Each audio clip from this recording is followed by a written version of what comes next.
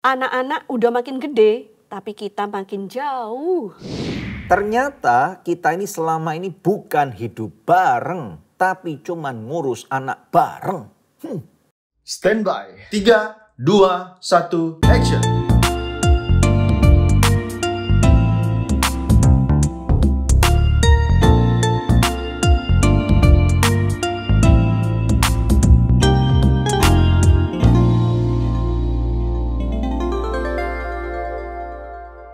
Pada podcast Love Revolution kali ini kita buat satu episode yang sangat spesial banget dengan judul yaitu Anak Udah Gede, tapi kenapa kok kita makin jauh? Nah, jadi ini adalah suatu masalah yang seringkali dihadapi oleh orang-orang yang sudah mulai midlife ya. Kira-kira umur 40-an atau 50-an. Masa 40 udah midlife, sekitar lah. Enggak, intinya gini loh. Orang-orang yang anak-anaknya udah mulai gede, kan ada orang-orang yang ketika umur Kalau 18, meritnya 19 muda, tahun udah iya. married. Dan ketika mereka umur 40, berarti anaknya umur berapa coba?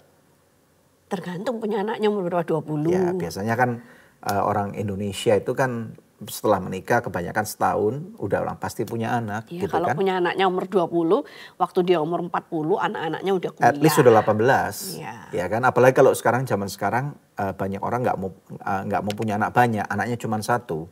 Berarti by the time they reach 40 atau 45 ya, anak-anaknya kalaupun dua semua udah berangkat kuliah. Gitu. Iya, terus yang terjadi empty nest, ya kan, Betul. sarangnya kosong gitu. Tinggal suami istri di rumah, anak-anak Iya. sudah berkuliah, merantau, seperti Betul. itu. Nah, kalau dalam case kita, anak kita Angel udah gede, udah umur 25. James sekarang masih 15 sih ya. Untung ada Masih James. untung ya. Dulu kadang-kadang kita berpikir, aduh jaraknya jauh banget gitu ya. Tapi Lama sekarang, nunggunya. ya segala sesuatu terjadi untuk Kebaikan. Ternyata Nah, ada baiknya juga ya, betul. beda 10 tahun, jadi rumah kita nggak pernah menjadi sarang yang kosong. Belum, not yet. Tapi ya semoganya kalau James nanti pergi kuliah, terus Angel pulang, terus Angel punya anak, kita punya cucu, jadi kan sarangnya nggak kosong. Kalau Angel nggak mau pulang gimana? Ayo. Nah itu Angel pulang, Jel. Nah, jadi Aduh. ini yang aku dapati dari beberapa cerita beberapa orang mengatakan bahwa ternyata setelah anak-anaknya nggak lagi ada di rumah, ini yang terjadi. Suami istri ternyata semakin menjauh. Padahal kan istilahnya gini loh, di usia ini seharusnya influence mereka sudah punya. Iya. Kemudian uang sudah cukup memadai. Banyak atau sedikit itu relatif, tetapi sudah cukup memadai. Dan kemudian mereka sudah punya berbagai macam pengalaman. Seharusnya di fase ini pernikahan mereka itu harusnya tidak lagi menjadi hambar, tetapi menjadi lebih exciting, lebih membara gitu. Nah, tetapi ternyata banyak orang selama ini yang dilakukan adalah mereka cuma didik anak bareng. Tetapi mereka tidak saling mengenal suami istri. Nah, menurut Debbie bagaimana ini? Sikap seperti apa yang kalau ada pemirsa-pemirsa yang mungkin sekarang baru berusia 30-an atau 35, yang anak-anaknya masih di rumah gitu. Tell them about this. Dan kita harus memastikan komunikasi suami istri itu tetap baik. Jadi jangan cuman ngomongin soal keperluan anak gitu. Dan yang terpenting jangan sampai kalau mau ngomong sama suaminya itu bilang, "Nak, ngomong sama papamu gini gitu-gitu," gitu kan.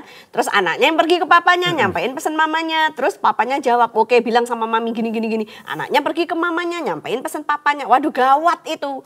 Karena Iya. kalau berkomunikasi lewat anak, terus nanti anaknya waktu udah nggak ada di rumah, terus gimana? Yang dua orang ini sisa seperti stranger dong, seperti orang asing yang tidak bisa berkomunikasi di antara mereka berdua sendiri. Iya, Gitu. apalagi kalau misalnya hubungan mereka ternyata renggang ya. Suami istri ini renggang, tadi yang Debbie katakan itu anak menjadi alat bicara Alat mereka. bicara. Ini sangat membingungkan sekali. Jadi makanya kalau sekarang hubungan orang tua pasangan suami istri ini anak-anak masih di rumah, ya gunakan kesempatan sebaik-baiknya. Berarti bukan cuman masalah untuk membesarkan anak saja, tetapi juga mengerti, membangun relasi.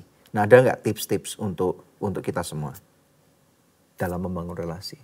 Ya, bisa melakukan aktivitas bareng-bareng, itu harus dijaga. Jadi apapun musim kehidupan kita sekarang, jangan sampai antara suami istri itu nggak pernah punya aktivitas bareng. Apakah itu mau olahraga bareng, mau pergi makan bakso bareng, makan es krim bareng, itu harus tetap dilakukan. Pergi belanja bareng, yang mana kalau nemenin istri belanja, bapak-bapak tolong jangan sibuk di HP-nya sendiri, cuman dorong kereta doang, tapi perhatiannya tidak pada istrinya gitu kan. Tapi kalau mau belanja bareng ya belanjalah bareng dengan milih sayurnya bareng atau dagingnya sambil ngobrol gitu. Jadi obrolan-obrolan itulah yang diperlukan supaya pernikahan kita itu tidak menjadi pernikahan yang membosankan atau sepi, sunyi, senyap, kosong. Betul. Gitu. Di podcast Love Revolution ada banyak playlist ya. Kalau kalian lihat nanti, terutama kami menyarankan ini yang sangat membantu sekali. Suami istri untuk minimal 1 tahun sekali untuk pergi honeymoon. Nah, ada orang-orang yang takut honeymoon karena nanti mau ngomong apa. Gitu, ya. Jadi lihat di episode itu, ada beberapa episode kami juga sudah memberikan contoh. Kami pergi ke Jepang, nanti ada episode kami pergi ke Hong Kong, pelayanan, ke Macau dan yang lain-lain. Nanti ada pergi ke Australia, ke banyak tempat atau di Indonesia gitu ya. Jadi ini penting untuk dilakukan. Suami istri minimal berapa kali? Setahun sekali. Setahun sekali untuk pergi honeymoon sama-sama. Oke, jadi ini supaya apa? Anak kita naik kelas tetapi pernikahannya stuck di kelas 1 doang. Iya, itulah. Nggak ada improvement gitu. Jadi ini yang tidak baik. Oke? Funky but holy. What do you think about this word? Ya, bisa dicoba. Funky itu kan keren gitu ya. Tapi kudus gitu loh. Kita kan pernikahan orang Kristen itu kan pernikahan yang kudus. Kita tuh beruntung loh. Karena kita ini adalah orang Kristen, anak-anak Tuhan. Di Alkitab kita itu jelas banget diatur tata cara perkawinan. Iya. Satu suami, satu istri. Nah, tetapi kita melihat dari orang-orang lain nih ya, ada termasuk juga beberapa orang Kristen lah ya, mereka punya simpanan gitu. Menurut kamu kira-kira sih kenapa orang kok bisa punya simpanan? Terlalu banyak uang. 1, 2. Bosan. Bosan dengan apa? Bosan dengan pasangannya. Makan ayam terus katanya. Bagaimana mungkin 30 tahun, 40 tahun makan ayam terus? Nasihat kamu apa nih? Ya harus kreatif, ayamnya bisa dimasak dengan berbagai macam bumbu, berbagai macam cara, sampai nggak terasa seperti ayam juga bisa. Oke, jadi di dalam segmen yang ini, Funky But Holy ini kita tahu bahwa kita perlu meriset ulang dunia kita. Gitu ya. Ketika anak-anak sudah tidak ada di rumah, maka ini kita mesti mengerti bahwa midlife itu bukan waktu untuk menyerah. Tetapi seperti yang tadi aku bilang bahwa di usia ini nih, actually honestly speaking I'm enjoying level of influence yang kita punya gitu loh. Karena apa? Lebih banyak orang sudah tahu track record kita gitu ya. Sudah ada hal-hal yang lebih mudah dilakukan dibandingkan dengan 20 atau 30 tahun yang lalu gitu ya. Jelas. Sekarang waktunya di dalam fase ini supaya kita tidak lagi grafiknya, itu kan orang bilang grafik itu kan memang betul naik dan suatu hari akan turun. Ini jelas, hidup kita pasti ada sunsetnya. Tetapi jangan sampai ketika anak-anak baru aja keluar rumah, kemudian kita udah sunset duluan. Kemudian pernikahan orang tuanya ternyata buyar, ini nggak karu-karuan. Kita mendapati ada orang-orang yang di usia justru 50 tahun, 60 tahun cerai. Nah ini kan aneh ya? Bukan cuma memalukan semestinya, tapi kenapa? Kok istilahnya aku nggak dulu-dulu gitu loh. Ya, apa yang mau dicari? Jadi sekarang ini yang perlu kita lakukan adalah kita perlu meriset itu dengan cara apa? Ya olahraga tadi itu. Build your body, kemudian build your soul, build your intimacy, build your spiritual life together. Silakan. Ya. Atau bisa juga dengan ambil kelas bareng gitu ya. Jadi kalau nge-gym ya nge-gym bareng misalnya gitu. Bikin podcast bareng. Jadi kan kita bisa bekerja sama gitu ya kan. Terus aku punya best friend tuh, hobinya adalah pergi naik moge, motor gede, keliling Pulau Jawa, keliling ke luar pulau, kemana-mana itu pokoknya bawa motor touring around gitu. Suami istri berdua-berdua dengan komunitasnya. Mereka bukan cuma keliling Pulau Jawa, mereka keliling dunia. Oh udah dunia ya. Jadi ini penting sekali untuk ini apa ya namanya. Orang bilang waktu-waktu ini adalah puber kedua. It's okay gitu. Ada atau tidak ini sebenarnya tidak ada masalah.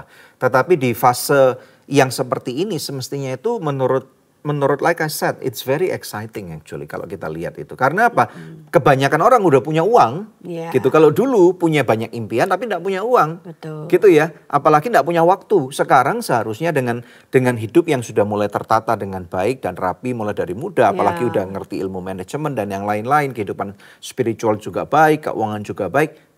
This is now the time to enjoy, to live your life to the fullest gitu. Aku cukup kagum lihat teman kamu itu. Karena apa? Mereka bisa pergi ke luar negeri dengan komunitasnya, kemudian mereka nyewa motor di sana.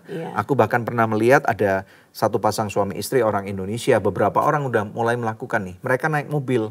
Itu best friend yang satunya yang di Amerika, dia punya karavan. Kan? Jadi bisa pergi kemana-mana, tidurnya di dalam karavan itu. Nah, yang ini bukan tentang tidur di karavan, mereka naik mobil biasa. Oh, gitu. Mobil dari biasa. Dari orang Indonesia sampai ke Jerman, sampai ke Cina. Tapi berarti nginep di kota-kota tertentu, terus nginep di hotel dong, bukan? Jadi mereka bukan terbang ke sana dan sewa mobil, mereka setir mobilnya dari Indonesia. Sampai lewat laut-laut gimana? Lewat laut, jadi ya bisa aja dong. Naik kapal. Dari Jakarta misalnya kita naik kapal naik ke ujung Pulau Jawa, kemudian ke Sumatera, di drive terus sampai ke arah ke Batam ke Singapura, terus Malaysia, Thailand, ya kan Kamboja, China, Korea, bisa sampai ke Rusia kalau mau, bisa sampai ke Jerman, itu bisa, itu luar biasa banget. Maybe we should do that. Maybe we should do that. Nanti kalau Jim sudah lulus kuliah. Jadi ini yang masa-masa yang menyenangkan itu seharusnya. Jadi kemudian tentang olahraga ini. Olahraga itu bukan cuman buat sehat semestinya, tetapi untuk membangun muscle. Gitu ya. Karena kalau muscle kita terbangun dengan lebih baik, maka artinya hormon kita akan lebih seimbang. Buat bangun kepercayaan diri, dan tentunya yang lebih dinantikan adalah supaya keintiman seksualitas itu lebih keren. Gitu. Dan ternyata itu terbukti ya. Betul dong. Dalam kasus kita. Aku mulai rajin olahraga ketika umurnya sudah berapa? 46 kali ya, itu baru rajin-rajinnya olahraga. Untung kamu tobat. Dan aku sampai, maksudnya di hari-hari sekarang ini di usia 50 tahun olahraga lebih banyak daripada aku dulu waktu umur 20-an atau 30-an gitu. Karena aku menyadari aku gak mau punya tubuh yang makin tua terus makin renta gitu ya. Terus nanti kalau jatuh dikit retak, jatuh dikit apa keseleo gitu kan gak enak gitu. Jadi kalau kita mau umur panjang dan tetap bisa melayani Tuhan, tetap bisa melayani keluarga kita sesama dalam kondisi yang masih prima, yang masih bagus, ya mau gak mau memang harus olahraga. Siapa bilang seks itu cuma buat anak muda? Oh ya? Justru ini waktunya, kesempatan. Karena apa? Kalau wanita itu, ini mungkin boleh nggak kita lebih terbuka nih. Kalau wanita itu kan setiap bulan datang bulan, betul ya? Dan kemudian seringkali kalau seorang laki-laki ingin melakukan hubungan seksual, kemudian istrinya pas datang bulan, dia harus berhenti puasa seminggu gitu. Nah tetapi di usia seperti ini, most likely seorang wanita sudah memasuki masa menopause gitu ya. Berarti artinya dia udah nggak subur nih. Ya, dia udah nggak lagi datang bulan. Ini aku temukan beberapa mitos. Mitos menopause terjadi pada usia yang sama pada semua wanita. Oh enggak, itu tergantung dari wanitanya, tergantung dari mulainya dia dapat datang bulan dulu itu umur berapa. Kalau mulainya muda, ada orang yang mulai umur 9 tahun. Dan most likely dia akan berhentinya juga lebih awal sebelum 50. Tapi kalau yang dapatnya dulu umur 12, 13, maka dia bisa lebih panjang, bisa sampai 52, 53 gitu. Oke, mitos berikutnya. Wanita menopause akan kehilangan semua gairah seksualnya. Memang ada momen-momen tertentu ya, yang mana kalau baru masuk ke masa menopause itu kan perubahan hormon. Jadi kalau dia belum tahu cara untuk mengatasinya, itu bisa terjadi mood swing seperti itu. Memang bisa kelelahan dengan semua gejalanya ya. Hot flash, selalu kepanasan, jadi tubuhnya gak nyaman gitu, tidurnya gak bisa pules dan lain sebagainya. Yang mana itu bisa menyebabkan dia kehilangan gairah untuk sementara waktu. Tapi harus ditangani dengan baik. Pergi ke dokter, minta suplemen dan lain sebagainya. Maka itu bisa diatasi dengan baik. Nah, jadi ini mesti kita akui bahwa kalau puber kedua itu orang bilang biasanya mengakuinya malu gitu. Tetapi menurut kita nih sebaiknya buat apa sih malu ya? Jalanin aja bersama dengan pasangannya. I feel blessed karena kamu berani terbuka untuk menceritakan tentang proses menopause kamu itu. Bahkan kamu bisa khotbahkan dan kadang-kadang aku juga khotbahkan loh. Di Indonesia. Nggak minta izin. Izin dulu dong. Ya ini sekarang aku ini kalau aku kasih nggak tahu ikut kamu. ya. Ya kan? Tapi kan maksudnya itu relate banget. Bagaimana supaya suami-suami bisa menjadi tahu untuk bertingkah dan mengambil measurement yang tepat untuk menangani istri-istrinya yang tantrum ketika menopause. Iya, itu cuma sementara waktu aja. Ya. Jadi kalau yang aku pelajari ya, masa menopause itu terjadi 2 tahun. Jadi kalau 2 tahun berhenti mens, terus nggak mens lagi, sampai 2 tahun berikutnya itu dalam waktu 2 tahun itu kalau nggak ada mens atau bercak apapun juga, setelah 2 tahun itu berarti selesai. Betul. Setelah 2 tahun itu hormonnya akan kembali normal gitu ya kan. Nah jadi untuk suami-suami yang sedang menghadapi istri yang menopause, bersabarlah terhadap dia. Jangan suka marah-marahin, jangan dianggap musuh gitu kan. Tapi rangkullah dia, coba ngerti dia gitu ya. Karena setelah momen yang membingungkan ini selesai, seumur hidup you will enjoy it gitu. Really? You I think promise so. me? Iya, I'm makanya going to enjoy you for the makanya rest of kan my harus life. olahraga itu tadi. Kalau nggak diimbangi dengan olahraga yang mungkin pegel-pegel atau apa nggak bisa gitu kan. Iya, iya, Olahraga aku kan cukup intens. Aku sekarang melakukan pilates itu bukan, dan aku juga pergi nge-gym selain treadmill. Betul. Ya kan. Jadi treadmill untuk jantung gitu kan. Kalau nge-gym weightlifting untuk otot besar dan tulang ya kan. Pilates itu untuk otot-otot kecil gitu. Misalnya apa?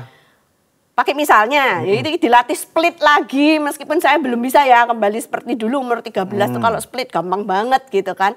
Sekarang belum bisa flat gitu, tapi udah lumayan gitu. Nah, yang mana itu semua kan akan membantu kebugaran kita nanti ketika performa untuk seksualitas, intimacy tadi itu bisa dilakukan dengan cukup nyaman karena nggak kecetit uratnya misalnya Betul. gitu. Nah makanya itu bagi kalian yang mungkin belum seusia seperti ini atau seusia kami, sangat penting untuk mempersiapkan kesehatan dari awal, gitu ya. Karena apa?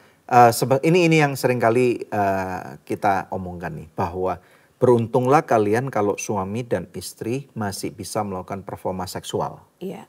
Karena secara gampang saja menunjukkan bahwa suamimu terutama, karena kan yang menginisiasi kebanyakan laki-laki. Karena laki-laki kan harus ereksi dulu, baru bisa terjadi penetrasi. Kalau enggak kan enggak mungkin. Ya, dua-duanya lah menandakan mereka sehat. Betul, gitu. tapi kalau seorang suami sampai bisa melakukan penetrasi kepada istrinya, maka berarti dia ini secara mudah aja dikatakan dia sehat. Iya. Kalau jantungnya nggak sehat nggak bisa penetrasi, nggak bisa ereksi gitu loh. Bagaimana bisa penetrasi kalau nggak ada ereksi, betul nggak ya? Jadi ini sangat penting sekali untuk menjaga gaya kehidupan, kesehatan, makanan yang dia makan suami istri ini supaya nanti ketika mencapai usia ini, menurut aku itu ada orang yang berkata gini, life begins at 40. Ya, it's true. Tapi bagaimana dengan kita yang sudah 50 nih, ya? Kalau kamu kan katamu 50 is the new 40 gitu kan. Nanti kalau 60 is the new 40. Betul. Nah, jadi artinya apa? Jadi 40 terus. Kalau kita mau 50 kita itu hampir setara. Mungkin secara fisik kita nggak bisa bohong lah. Tetapi ada kualitas peningkatan kan. Dalam 10 tahun itu kan pasti akan ada peningkatan. Bukan penurunan. Mungkin secara fisik ada degeneratif. Tetapi ada kualitas-kualitas tertentu yang malah justru akan lebih meningkat. Demikian pula ketika nanti kita sampai ke usia 55 tahun atau 60 tahun. Ini waktunya. This is now the time. Mau pergi honeymoon kapanpun juga bisa. Nggak perlu touring lagi itu tadi sampai Betul. ke Rusia. Nah, bahkan ada teman kita yang beli tanah perkebunan atau tanah pertanian. Ini kan bagus. Gitu kan. Jadi mereka berkarya untuk supaya di masa senior mereka atau menanti masa usia emas mereka itu dengan they're looking forward dan bisa menikmatinya. Dan mereka bisa membangun kehidupan dengan fase yang berbeda dan itu akan membuat sesuatu yang luar biasa banget. Aku tuh bersyukur banget loh Dan, waktu kita memberikan seminar Guard Your Family waktu itu ya, belum jadi Love Revolution, Guard Your Family, umurku tuh masih 36 tahun, baru ngelahirin James masih bayi, ya kan, di satu kota kecil Jember kalau nggak salah. Nah, di situ istri wakil gembala itu adalah seorang dokter gitu. Jadi waktu kita dari mimbar membahas tentang menopause, aku bilang, mohon maaf karena saya belum melewati, waktu itu kan masih 36 ya, jadi masih belum tahu apa yang harus dilewati ketika menopause gitu kan. Tapi begitu kita turun dari mimbar itu istri wakil gembala itu bilang sama aku, siapa bilang kalau udah menopause nggak bisa? Dia bilang gitu, bisa. Tapi memang harus dijaga dari sekarang. Ketika kamu masih muda, kamu harus perhatikan asupan gizi kamu. Minum vitamin-vitamin ya kan. Sehingga waktu nanti sudah mencapai usia itu, tubuhnya masih bugar harus olahraga. Tubuhnya masih bugar, kulitnya masih kencang. Karena itu semua diperlukan ternyata untuk yang satu itu, untuk intimasi. Ya, dan apalagi yang mengatakan ibu itu adalah seorang dokter juga ya. Iya. Dia dokter dan suaminya adalah dokter. Iya. Jadi istilahnya kita tahu bahwa seks di usia 40 plus, 50 plus, 60 plus ini Masih bisa. Masih bisa Yes. dan bahkan bisa funky but holy. Bisa liar juga kan, adventurous kan. Iya, bisa adventurous gitu. Karena apa? Sudah saling mengenal satu dengan yang lain kan. Lebih mengenal daripada dulu waktu kita awal menikah 20-an. Jadi aku udah tahu taste and preference kamu sudah tahu taste and preference aku. Jadi kita bisa memberikan pemenuhan kebutuhan. Udah nggak ada rasa malu lagi, tetapi Iya. kita mengeksplor surga tingkat ke-7. Tos dulu. Tos ya. Oke. 55 may not be 40 gitu ya, tetapi usia-usia ini adalah the launching pad untuk masuk ke fase destinasi Tuhan berikutnya untuk kehidupan kita. Tahu nggak, di Alkitab itu tidak ada kata-kata pensiun. Tidak ada ya? Tidak ada gitu. Ketika aku menemukan pewahyuan ini aku cukup kaget. Bahwa ternyata kata-kata retirement atau pensiun itu adalah ciptaan yang ada terminologi dalam dunia ekonomi yang ada. Tapi di Alkitab tidak ada. Jadi artinya ada kabar bahagia bagi kita yang sudah mencapai usia ini atau mungkin 60 plus atau 70 plus, selama kalian masih bisa nafas, artinya rencana Tuhan itu masih perlu dikerjakan dan digenapi dalam kehidupan kalian. Mungkin dimensinya beda, tetapi waktunya sekarang untuk kita berkarya lebih lagi gitu ya. Kalau kita lihat orang-orang di dalam Alkitab, misalnya contoh ya, Abraham itu naik gunung ketika dia usia 100 loh. Mau mengorbankan anaknya. Mengorbankan Ishak. Oh iya ya, Ishak Ya. lahir dia aja umur 99. Udah 99 kan. Jadi dia kira-kira 110, 115 dia naik bawa anaknya ke atas gunung. Nah kemudian Musa itu masuk untuk mulai pelayanan memimpin orang Israel keluar dari tanah Mesir itu 80 plus. Ya betul nggak? Terus itu Kaleb. Naik itu ke Gunung untuk Horeb. bukan Gunung Horeb. Hermon. Ke Gunung Hermon. ke Hermon. Hebron. Kaleb ke Gunung Hebron. Aduh. Untuk mengalahkan Tadi para raksasa. Abraham benar nggak umur 99 punya anak Ishak? Iya, 90. 99, 100 dia punya anak. Iya. Terus kemudian kan waktu anaknya mau dikorbankan itu sekitar umur 15, Teenager, 16 iya. tahun ya kan. Betul ya. Dan itu betapa dia bisa membawa anaknya itu kan kuat banget gitu loh. Dan kemudian Loh, ya nggak digendong tapi kan tentu, digandeng. tapi maksudnya itu kalau Tapi naik Ishak gunung dia fisiknya masih kuat. ya kan kalau Ishak mau ngelawan kan bisa. Iya. Ya kan? Nah, kemudian di sini kita melihat juga ketika Kaleb mengalahkan orang-orang di Hebron, dia Iya. berumur 85 5 tahun. Jadi artinya apa? Kalau kita tahu bahwa usia ini adalah usia maturity, usia kedewasaan penuh. Gitu. Di mana secara tadi kita udah bicarakan secara keuangan, secara kesehatan, secara seksualitas, sekarang kita bisa fokus nih kepada pemenuhan hasrat kerohanian. Di mana hidup kita bisa berbuah matang. Nah, kira-kira apa yang menurut Debbie kita bisa lakukan atau orang-orang bisa lakukan pada usia seperti ini? Kalau secara spiritual udah lebih matang ya, karena kan udah baca firman Tuhan berulang-ulang. Hopefully semua orang melakukan itu gitu kan. Jadi waktu umurnya udah 50-an, 60-an itu sudah matang pengetahuan tentang firman Tuhannya. Betul. Sehingga dia bisa lebih sabar untuk mengajar kepada generasi yang lebih muda gitu kan. Itu yang diharapkan oleh Alkitab juga kan. Supaya orang-orang yang lebih tua mengajarkan kepada orang-orang yang lebih muda. Wanita-wanita juga seperti itu, wanita-wanita yang sudah lebih tua jangan suka gosip loh, itu di ayat Alkitab ada loh. Karena kan sekarang jadi waktunya banyak tapi gunakan waktu secara bijaksana, tapi hiduplah dengan modest sehingga bisa mengajarkan kepada wanita-wanita yang lebih muda bagaimana untuk takut akan Tuhan, untuk tunduk sama suaminya, seperti itu. Kalau misalnya di antara kalian semua ada yang merasa bahwa ilmuku nggak cukup, Nah ini kesempatan semestinya untuk di zaman sekarang ini mudah kok untuk kita itu bahkan memenuhi aktualisasi diri. Kalau merasa bahwa pemenuhannya ini pengetahuannya kurang, belajarlah gitu ya. Sekolah lagi kayak Sekolah aku. lagi.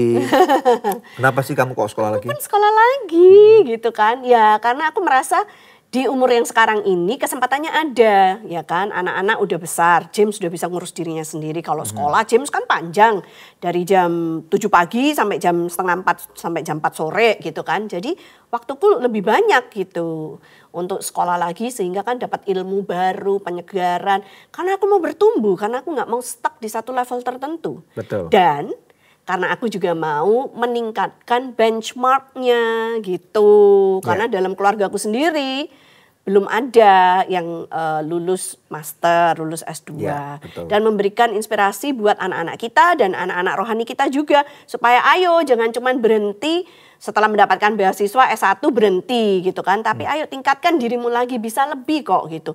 Ibu aja umur 50 masih sekolah loh kan Ya. gitu. Artinya sekarang ini dengan influence pengaruh keuangan yang jauh lebih baik, maka orang-orang yang pada usia ini seharusnya sangat disayangkan kalau mereka sudah merasa bahwa hidup mereka tidak lagi berguna ya. Iya.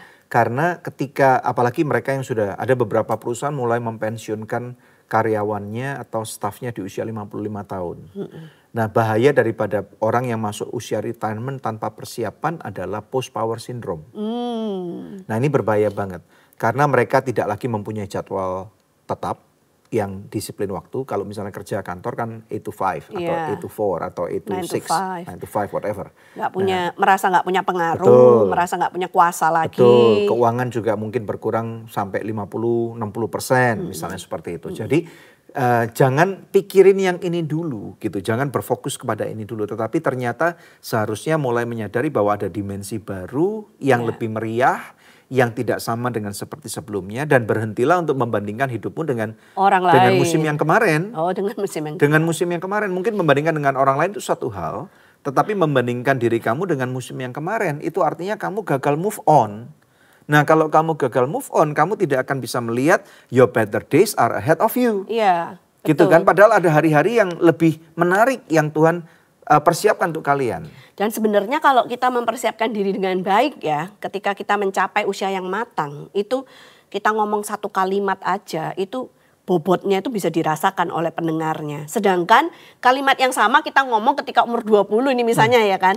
Waktu kita umur 20-an kan juga udah melayani Tuhan ya, meskipun Betul. belum full time gitu kan. Kalau kita ngomong sama orang kalimat yang sama itu kayak nggak ada rasanya gitu, karena dianggapnya masih anak kecil gitu kan ya.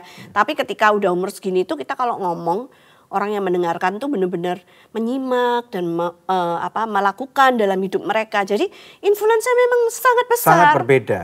Ya. Jadi istilahnya kita ngomong pun dengan tidak perlu nada yang harus dibuat-buat, Teriak-teriak, teriak-teriak gitu ya. Asertif sekali, tetapi dengan nada bicara yang mungkin kelihatannya lebih sederhana. Lebih santai. Lebih nyantai gitu ya. Orang udah mulai lebih dengar. Ya, jadi semoga ini bisa memberikan suatu inspirasi bahwa masih ada hal-hal yang luar biasa. Kalau Tuhan berkata bahwa I come to give you life and life to the fullest, berarti untuk musim sekarang di mana kehidupan kita ini pun kita harus percaya akan hal itu dan kita pun harus mengupayakannya. Kita nggak bisa cuman menantikan supaya Tuhan yang membawa life to the fullest itu kepada kita. Tetapi justru yang Tuhan minta untuk Adam lakukan adalah berkarya di Taman Eden itu supaya menghasilkan buah-buah yang luar biasa untuk kemuliaan nama Tuhan.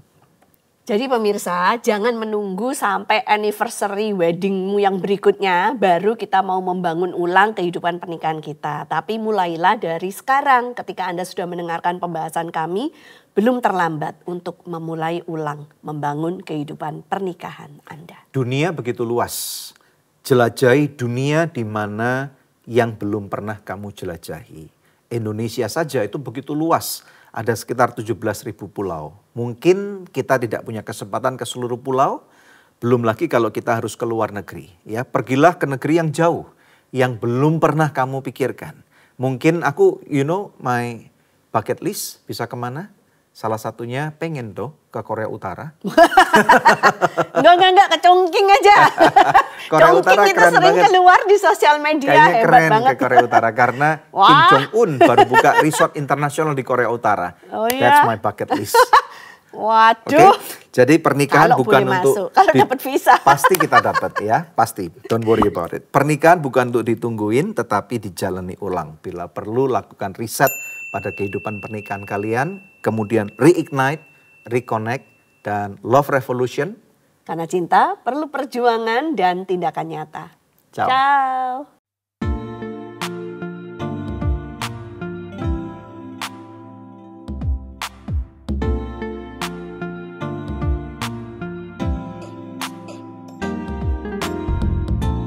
Terima kasih sudah tune in di podcast Love Revolution.